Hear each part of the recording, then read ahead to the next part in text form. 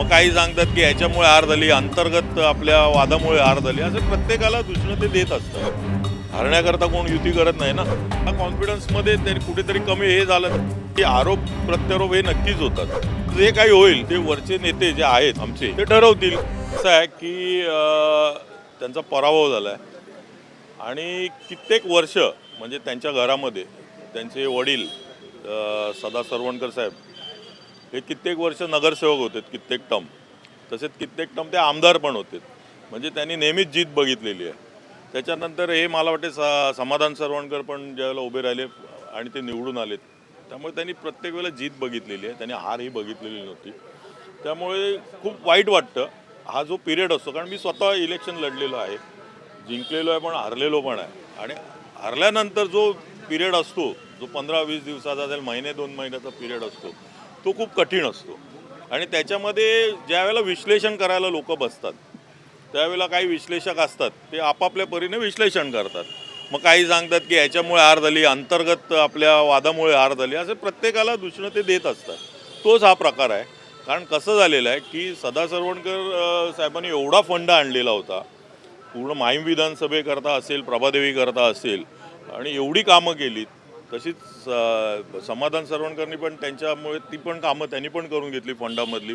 त्यांनी म्हणजे म्हणतात ना की पर्सनल लेवलला पण जाऊन लोकांची कामं आम्ही पर्सनल लेवलला पण करतो. फंडाची कामं असून दे किंवा पर्सनल लेवलला स्वतःच्या खिशात हात घालून पण आम्ही लोकांना मदत करत असतो. मग ते मेडिकल असेल, आर्थिक असेल, काही मदत असेल ते आम्ही करत असतो. एवढ्या केल्यानंतर जो कॉन्फिडन्स येतो की आता माझी जीत होणारच, त्याच्यातच जो समोर उमेदवार जो आलेला होता तो बाहेरचा आयात केलेला उमेदवार होता. आणि त्यामुळे तो त्यांना एक कॉन्फिडन्स होता. त्या कॉन्फिडन्समध्ये ते कुठेतरी कमी हे झालं नाही आणि जीत त्यांची झाली नाही. त्यामुळे थोडे ते डिस्टर्ब होणे हे साहजिकच आहे. त्याच्यामुळे त्यांनी ती स्टेटमेंट केली. त्याच्यामध्ये पण त्यांनी ते दाखवलं की व्हॉट्सअपवर चॅटिंग वगैरे केलेलं आहे. BJPमध्ये अशी पद्धत आहे की प्रत्येक विधानसभा असेल, प्रत्येक प्रभागामध्ये नेते त्यांचे स्वतः लक्ष घालतात. मग ते राजेजी शिरवडकर जी असतील महामंत्री, प्रसाद लाडजी असतील आमदार, किंवा आशिषजी शेलार असतील, म्हणजे मी स्वतः बघितलं आहे, त्यांचं प्रत्येकाचं तिकडे व्यवस्थित लक्ष असतं प्रत्येक वॉर्डवर. आणि त्याच्यानंतर तिकडे त्यांचे सेंट्रलाइज जे आहेत निरीक्षक हे प्रत्येक प्रभागामध्ये, मग तिकडे शिंदे गटाची असून दे किंवा BJPची सीट असून दे, प्रत्येक ठिकाणी त्यांचे जे आहेत हे उमेदवार असतील जिकडे उभे, तिकडे त्यांची लोक तिकडे निरीक्षक म्हणून असतात. तिकडे बघत असतात, तिकडे वॉचवर असतात सगळे. तर त्याने तो रिपोर्ट जर चुकीचा असेल, जर तिकडे दिली नसेल, जर कोणी चुकीचं काम केलं असेल तर त्याला निश्चित त्याला सजा होणार, एवढं नक्की. आणि त्यामुळे ही कामं नक्की होतील. टोळी असं म्हटलं, स्थानिक भाजपच्या टोळीनं काम माझं केलं नाही, त्याच्यामुळे मला फटका बसला. तुम्ही देखील 194 मधून मागच्या वेळेस लढला होता. कुठेतरी तुमच्यावर आणि बाकीच्यांवर देखील हे आरोप करतायत ते? नाही, मी काय तेच म्हणालो ना की आरोप प्रत्यारोप हे नक्कीच होतात. ज्यावेळेला जीत होते त्यावेळेला आरोप प्रत्यारोप होत नाहीत, पण ज्यावेळेला हार होते त्यावेळेला आरोप प्रत्यारोप होतात. त्या याच्यामधून हे बोलणं झालेलं आहे त्यांचं. आणि त्याच्यामध्ये त्यांनी काहीतरी दाखवलं ना, चॅटिंग वगैरे दाखवलेली आहे. तर त्याच्यामुळे जे काही होईल ते वरचे नेते जे आहेत आमचे ते ठरवतील. चौकशी तर नक्की होणार ना जर अशी, कारण युती आहे शेवटी. युतीमध्ये एकत्र येऊन युती करतात कशाला? कारण एकत्र येऊन लढायचं आहे आणि जिंकायचं आहे. हरण्याकरता कोण युती करत नाही ना.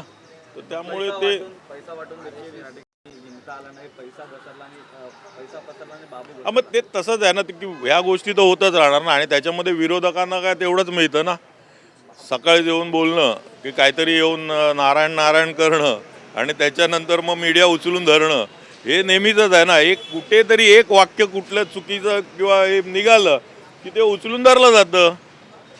स्थानिक आमदारांनी आरोप केले. नाही, मी सांगतोय ना की जे आरोप केले असतील आणि ते जर आरोप प्रूव्ह होत असतील ना, तर त्याला नक्कीच त्याच्यावर कारवाई हे वरिष्ठ नेते घेतील, एवढं नक्की. पण जो कॉन्फिडन्स जो होता समाधान सरवणकरांना, जो कॉन्फिडन्स होता, त्या कॉन्फिडन्समुळे ते त्या पद्धतीने काम करत होते. कारण एवढे वर्ष आणि एवढ्या महिन्यानंतर मला वाटते त्यांना अगोदरपासून 6 महिने अगोदरपासूनच ते डोर टू डोर वगैरे फिरायला सुरुवात केलेली त्यांनी. आणि कार्यक्रम तर घेतच होते आणि फंडाची कामं पण चाललेलीत त्यांची. मग ती जिम बांधून देणं, काय काय काय काय भरपूर कामं करत होते. त्यामुळे त्यांना जो कॉन्फिडन्स होता त्या कॉन्फिडन्समध्ये कुठेतरी त्यांना वाईट वाटलंच असेल. ज्या पोस्ट केलेल्या त्या पोस्टच्या विरोधात आज साहेब असेलमध्ये भाजपकडून गुन्हा आहे तो दाखल करण्यात येणार आहे. तो बघताय याकडे.